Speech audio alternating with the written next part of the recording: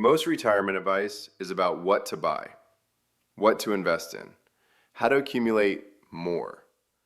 But after 30 years as a CPA, I've learned that one of the real secrets to a happy retirement isn't about getting more. It's about strategically letting go of the right things at the right time. And I've got 5 of them for you today, plus a simple 3-question filter at the end to help you stop money from leaking out of your pocket. Now, there's really 2 types of people watching this. First, folks wondering, am I even ready? Do I have enough? If that's you, stick around. This might give you more confidence than you expect. The second type, you already know you're ready. You want to make the most of these good years while you've still got your health. If that's you, this is going to help you do exactly that. All right, let's start with the one that makes the biggest financial impact. The oversized house. It wasn't always oversized, right? It was exactly the right size, back when you had kids running around. But now they're out, doing their own thing, and you're rattling around in empty bedrooms, spending your weekends on a yard that takes half the day to maintain. I had clients a few years back, raised 5 kids in a beautiful house in Illinois, and when we really talked about it, they realized it wasn't the house they loved, it was the location. Walking distance to downtown, close to a park for the grandkids, but they were done with those brutal Illinois winters. So they sold the big house, took the equity, and bought a condo in the exact same neighborhood, just for summers. Rest of the year, somewhere warm.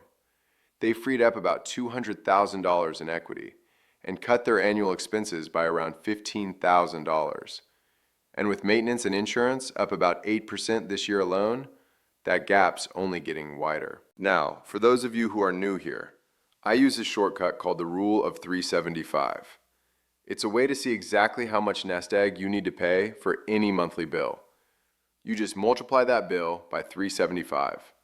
It puts your stuff and your savings on the same scale. So that $15,000 they saved, that is like adding over $450,000 to their retirement account. Same result, different path. But here's what really stuck with me. They said, Daniel, we stopped being house managers and started being life managers. I love that. Number 2, and this one might get me in hot water.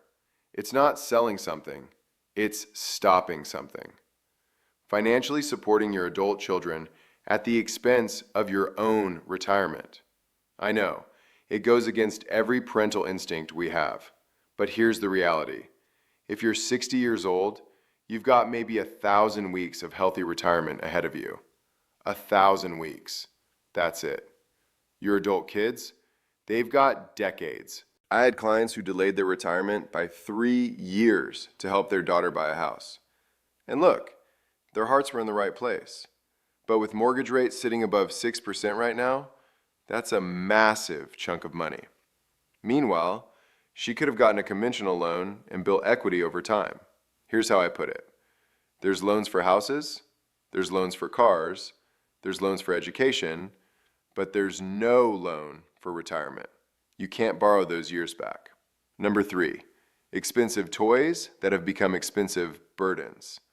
I'm talking about the boat sitting in storage, the RV you used twice last year, the classic car collection. Let me tell you about Tom. His passion was restoring classic cars. 5 beautiful vehicles, each one done by hand.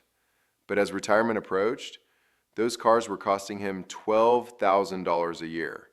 Storage, insurance, registration, and he drove them maybe 6 times a year. His wife did the math and said, "Honey, we're spending about $2,000 every time you take one of these out."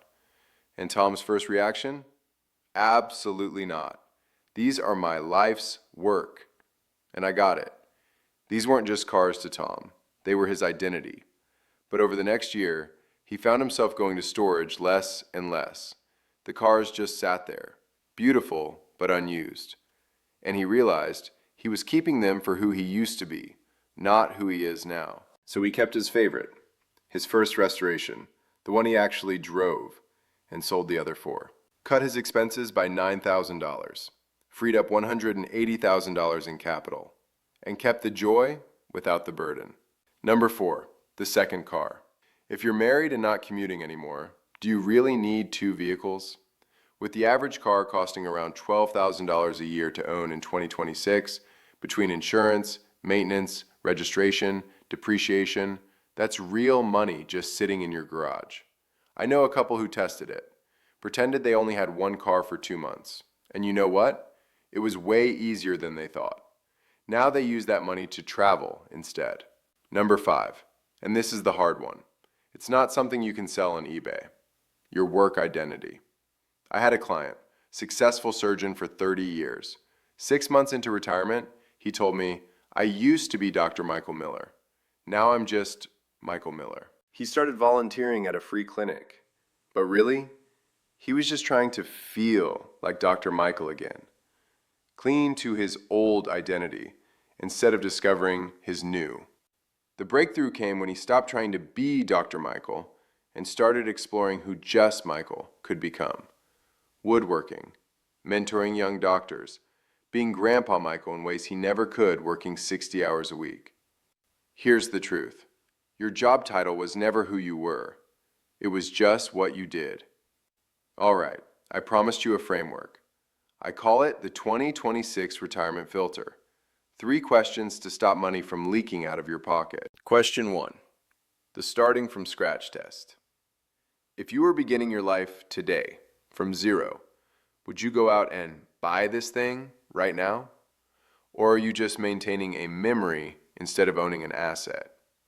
Question 2. What's this really costing me? Not just dollars, but time, stress, mental bandwidth.